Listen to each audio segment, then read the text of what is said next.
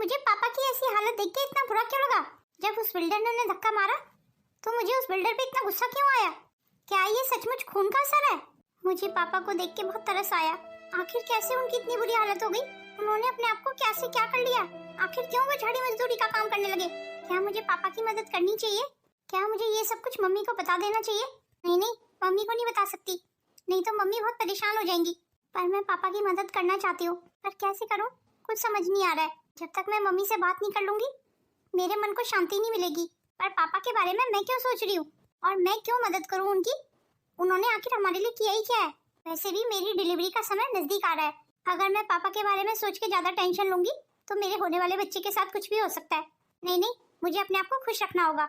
मुझे अब पापा के बारे में नहीं सोचना होगा। आज पापा के जो भी हालात है उनके जिम्मेदार वो खुद हैं। वैसे भी अब उनसे हमारा कोई मतलब नहीं है। ये तो मम्मी का फोन है। जी कहिए मम्मी। आज शाम को? ठीक है मम्मी, मैं पहुंच जाऊंगी। पर सब ठीक तो है ना मम्मी? आपकी तबीयत तो ठीक है ना? हाँ, मेरी तबीयत को क्या होना है, बस तुझसे जरूरी बात करनी है मुझे। अगर तुझे समय मिले तो शाम को घर आ जाना। वैसे तेरी तबीयत तो ठीक है ना? जी जी मम्मी, मैं बिल्कुल ठीक हूँ। वैसे तुझे इस हाल में ऑफिस नहीं आना चाहिए, तू कुछ दिन की छुट्टी ले ले। जी मम्मी, ऑफिस में बहुत काम है, वैसे मैं छुट्टी लेने की सोच ही रही हूँ। अच्छा ठीक है, शाम को जब घर जाए तो मुझसे मिल के जाना। जी ठीक है मम्मी, मैं पहुँच जाऊंगी। चल ठीक है, मैं फोन रखती हूँ। Okay mummy, bye. मम्मी को मुझसे ऐसी क्या जरूरी बात करनी होगी? ये तो मम्मी के पास जाके ही पता चलेगा। बड़ी देर हो गई पीहू को, अभी तक आई नहीं। हो सकता है पीहू के ऑफिस में ज्यादा काम हो। अरे अब इतनी बड़ी पोस्ट पे है तो काम भी तो उतने बड़े बड़े ही होंगे ना। चलो थोड़ी देर इंतजार कर लेती हूँ, हो सकता है आने वाली हो। जी कहिए मम्मी, आपने मुझे क्यों बुलाया है? क्यों, अपनी बेटी को मैं अपने घर नहीं बुला सकती? नहीं नहीं मम्मी, वो बात नहीं है, पर जब तक बहुत जरूरी ना हो आप मुझे ऐसे कभी नहीं बुलाती हैं। आप ठीक तो है ना? आपकी तबीयत तो ठीक है ना? तू बता, देखने में मैं कैसी लग रही हूँ? भगवान की दया से तो मुझे आप ठीक ठाक ही लग रही हैं। हाँ हाँ, मैं बिल्कुल ठीक हूँ। तो फिर क्या बात है मम्मी? पीहू, आज मैं नीरू के घर दिवाली देने गई थी। नीरू तो ठीक है ना? क्यों, तेरी उससे फोन पे बात नहीं होती? ज्यादा नहीं हो पाती मम्मी, क्योंकि जब मैं उसे फोन करती हूँ तब वो बिजी होती है और जब वो मुझे फोन करती है तब मैं बिजी होती हूँ। बस 10-15 दिन से तो मेरी उससे बिल्कुल बात नहीं हुई। हाँ, तभी तुझे कुछ मालूम नहीं है। मैं कुछ समझी नहीं मम्मी, कुछ है क्या जो मुझे मालूम होना चाहिए? क्या बात है मम्मी, बताइए ना। ये तो बैठ, पहले मैं तेरे लिए चाय लेके आती हूँ।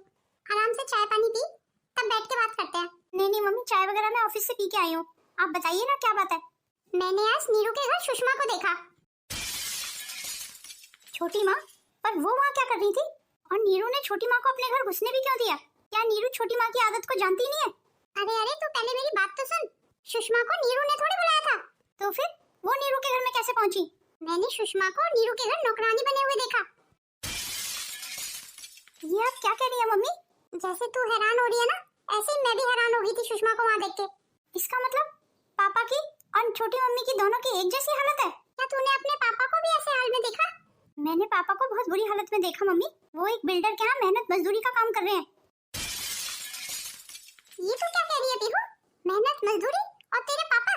जी हाँ मम्मी, मैं बिल्कुल सच कह रही हूँ।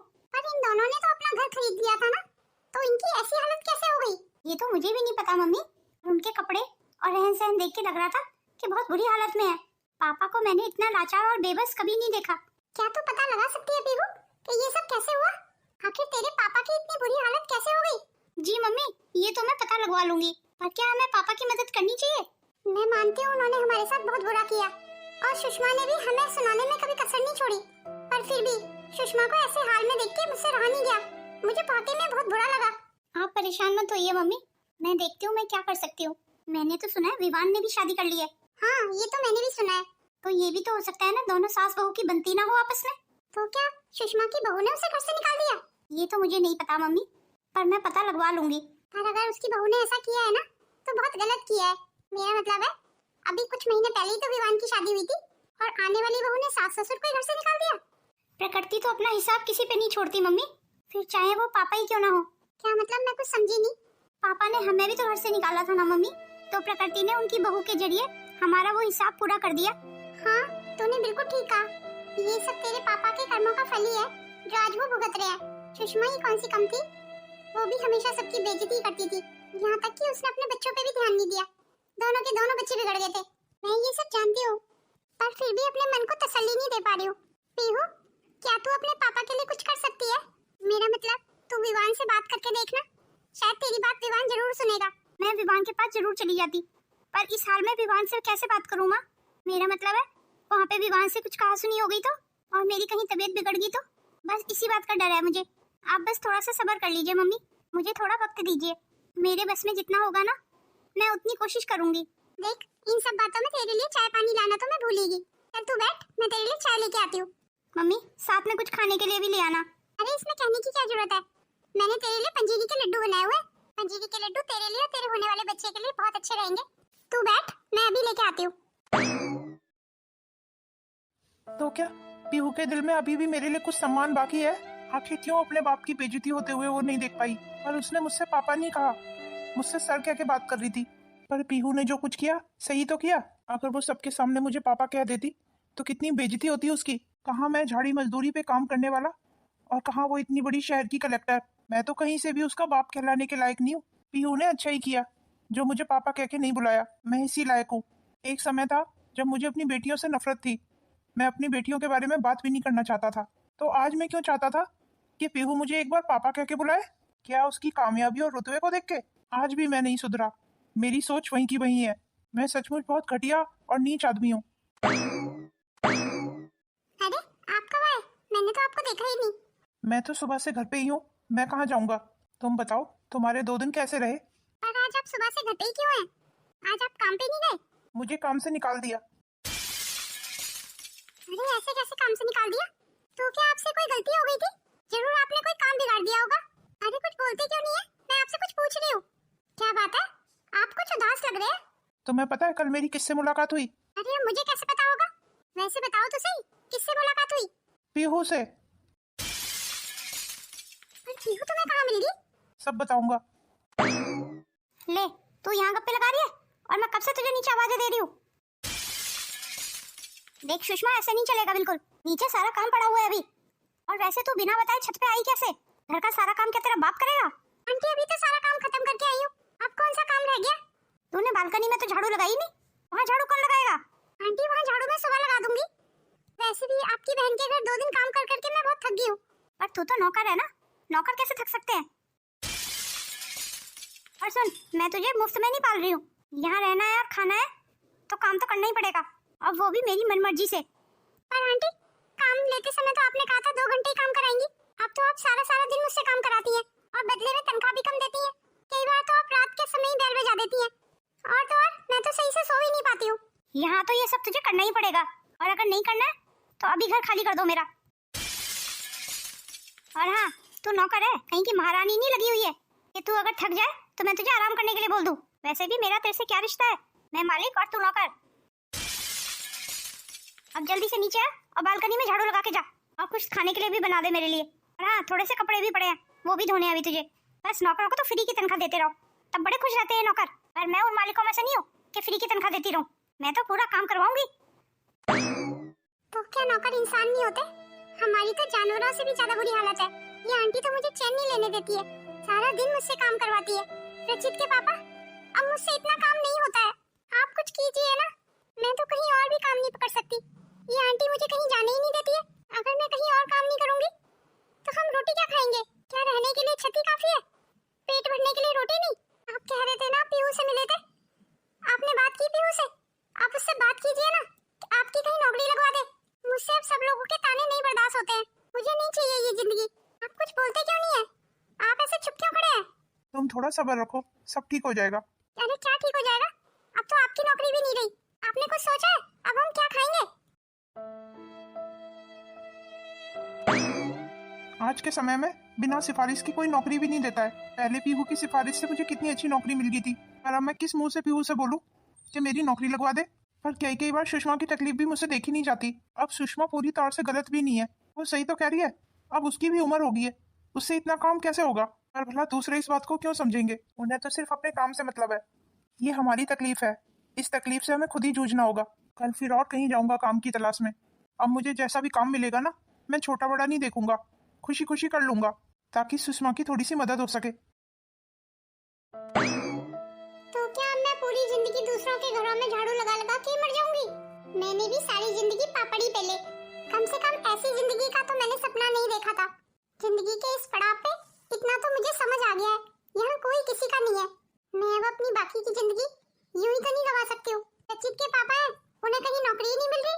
अरे सुषमा, झाड़ू लग गई हो तो जल्दी अंदर आ जा, ये कपड़े पड़े हुए हैं ना, धो दे। एक इस बुढ़िया ने मेरी जिंदगी अजाब बनाई हुई है, ना तो चैन से खाती है खुद, ना दूसरों को खाने देती है। मेरा सारा सुख और चैन तो इस बुढ़िया ने छीना हुआ है। कई बार मेरा मन करता है इस बुढ़िया को जान से मार दूं। इसकी कड़वी बातें सुन के ना खून का सा घूंट पी के रह जाती हूँ मैं। मुझे कहीं और काम की तलाश करनी होगी, वो भी किसी अमीर घर में। कम से कम 4 पैसे फालतू तो मिलेंगे मुझे। मैं 2000 रुपए के लिए पूरे दिन इस बुढ़िया की नौकरानी नहीं बनी रह सकती। अरे इसने हमें रहने को छत क्या दे दी? इसने तो बहुत बड़ा एहसान कर दिया हम पे जैसे। और वो छत की छत भी क्या है, उसमें 2 बंदे भी सही से नहीं सो सकते हैं। इतना छोटा सा कमरा दिया हुआ है इस बुढ़िया ने, उसके बाद भी हुक्म मुझ पे ऐसे चलाती है जैसे मैं जिंदगी भर से इसकी नौकर हूँ। बस मुझे आज से किसी नए काम की तलाश में लग जाना होगा। रचित के पापा से तो मुझे कोई उम्मीद नहीं है, ये आदमी अब किसी काम का नहीं है। जब अब मुझे खुद ही कमा के खाना है तो अपनी मर्जी का काम ना देखूं मैं। तो क्या राजेश सही बोल रहा था? वो कलेक्टर सचमुच राजेश की बेटी है? विश्वास तो नहीं होता मुझे। हो सकता है वो मजदूर झूठ भी बोल रहा हो। अपनी बात को वजन देने के लिए उसने झूठ बोल दिया हो मुझसे। आपका सोचना सही था सर। तो क्या सचमुच वो कलेक्टर उस राजेश की बेटी है? जी सर, वो कलेक्टर साहिबा सचमुच उस राजेश की बेटी है। पर मुझे लगता है बाप बेटी में कुछ अनबन है, तभी तो उस कलेक्टर मैडम ने एक बार भी अपने पापा को पापा नहीं बोला। कुछ अनबन तो है बाप बेटी के बीच। अगर सचमुच अनबन ना होती तो क्या एक कलेक्टर का बाप ऐसे किसी की बिल्डिंग पे झाड़ी मजदूरी का काम करता? जी सर, आप बिल्कुल ठीक कह रहे हैं। मेरे लिए क्या ऑर्डर है सर? फिलहाल कुछ नहीं है, तुम जा सकते हो। और हाँ, तुम्हें मैं जल्दी याद करूंगा। जब से इस कलेक्टर ने इस शहर में ड्यूटी ज्वाइन की है, मेरी तो नाक में दम कर दिया है इसने। ना तो खुद खा रही है, ना हमें खाने दे रही है। इसका तो मुझे परमानेंट बंदोबस्त करना पड़ेगा। पर कैसे? जैसा मैं सोच रहा हूँ ना, अगर सचमुच ऐसा हो जाता है तो इस कलेक्टर नाम का कांटा मेरी जिंदगी से हमेशा हमेशा के लिए हट जाएगा और मेरे इस काम को करेगा राजेश। अब मैं बाप और बेटी के बीच की अनबन का फायदा उठाऊंगा और मोहरे की तरह मैं राजेश को इस्तेमाल करूंगा। तो बस ठीक है, मैं कल ही राजेश को अपने ऑफिस बुलाता हूँ। इतने पैसे दूंगा ना उसे कि वो मेरे काम को मना ही नहीं कर सकता। कलेक्टर मैडम, तू तो गई। तुझे मैंने अगर अपने जाल में ना फंसाया ना तो मेरा नाम भी राघव नहीं। बड़ी देर हो गई इस राजेश को, अभी तक आया नहीं। जी सर, आपने मुझे यहाँ क्यों बुलाया? अरे अरे राजेश जी, आप तो काफी गुस्से में लग रहे हैं मुझे। राजेश जी, मैं अपने उस दिन के बर्ताव के लिए काफी शर्मिंदा हूँ। मैं आपसे माफी मांगना चाहता हूँ, इसीलिए माफी मांगने के लिए मैंने आपको बुलाया है। मुझे माफ कर दीजिए। देखिए राजेश जी, उस दिन जो भी हुआ ना, गुस्से में हुआ और अपने उसी गुस्से में मैं पता नहीं क्या अनाप शनाप बोल गया। अब मैं उम्मीद करता हूँ कि आप मुझे माफ कर देंगे। मेरी बातों को दिल पे मत लीजिए राजेश जी।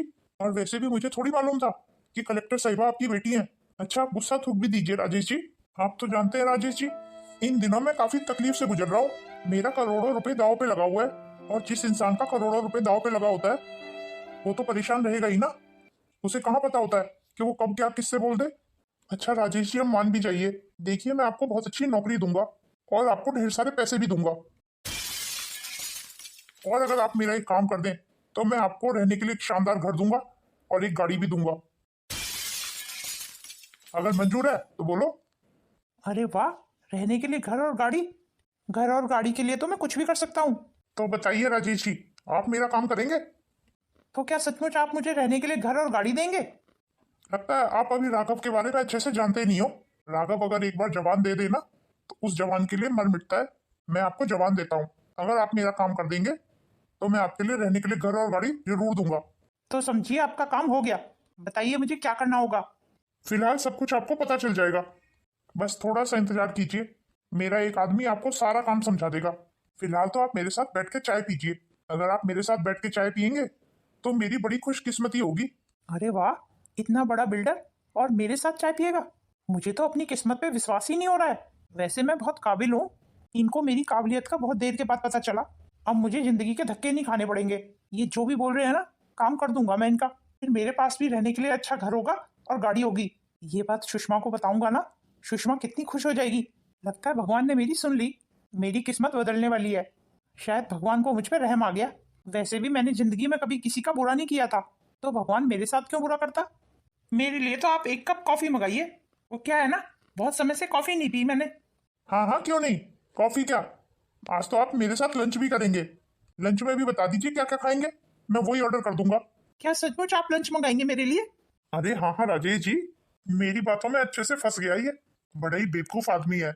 इसको लग रहा है जो मैं इसके साथ कर रहा हूँ वो इसकी काबिलियत को देख के कर रहा हूँ। इसे अभी पता नहीं है कि मैं जो भी कुछ कर रहा हूँ इसकी बेटी को अपने रास्ते से हटाने के लिए कर रहा हूँ। उस कलेक्टर को तो मैं ऐसा फंसाऊंगा ना कि वो जिंदगी भर याद रखेगी कि किसी राघव से पाला पड़ा था, और साथ में फंसेगा कलेक्टर का बाप, ये राजेश।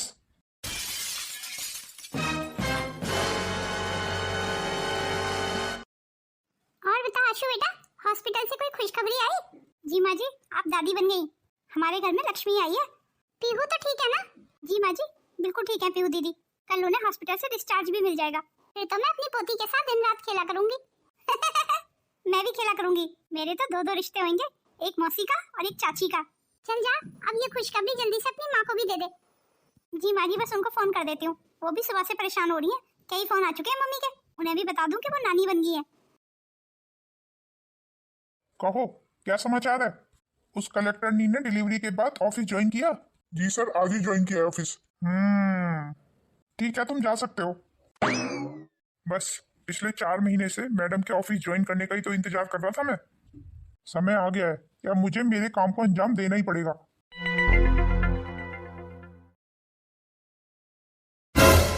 इतने सारे रुपए? जी इतने सारे रुपए कहाँ से मिले तुम्हें? क्या ये सारे पैसे हमारे हैं? बताइए ना, कहाँ से चोरी करके लाए? अरे चुप हो जाओ सुषमा, कितने सवाल पूछती हो तुम? धीरे बोलो और जरा, दीवारों के भी कान होते हैं। ये पैसे मेरे बॉस ने मुझे दिए हैं। कौन से बॉस ने? कहीं वो बिल्डर बॉस तो नहीं आपका? हाँ हाँ वही, उन्होंने ये सारे पैसे दिए हैं मुझे। पर अब मैं सोच रहा हूँ ये सारे पैसे बॉस को लौटा जाता हूँ। पर उन्होंने ऐसा क्या काम बता दिया जो उन्होंने आपको इतने पैसे दिए? उन्होंने ये पैसे मुझे पीहू के ऑफिस में रखने के लिए बोले हैं, मैं कुछ समझी नहीं। ताकि वो रिश्वत के मामले में पीहू को फंसा सके। और बदले में तुम्हें क्या मिलेगा? मुझे घर और गाड़ी देने का वादा किया है। अरे तो ये तो बहुत अच्छी बात है, तुम जल्दी जाके रखाओ ना ये पैसे पीहू के ऑफिस में। नहीं नहीं, मैं ऐसा नहीं कर सकता। पर क्यों? तुम ऐसा क्यों नहीं कर सकते? ये मेरी पीहू की नौकरी का सवाल है। अगर पुलिस को उसके ऑफिस में रिश्वत के पैसे मिल गए तो पीहू की नौकरी जा सकती है। चाहे कुछ भी हो, हूं तो मैं उसका बाप ही ना। मैं अपनी बेटी के साथ ऐसा नहीं कर सकता, इसलिए ये पैसे मैं बॉस को लौटा दूंगा। अगर तुम ये पैसे लौटा दोगे तो गाड़ी और घर का क्या होगा? नहीं चाहिए मुझे ऐसा घर और गाड़ी जो मेरी बेटी की नौकरी के ऊपर खड़े हों।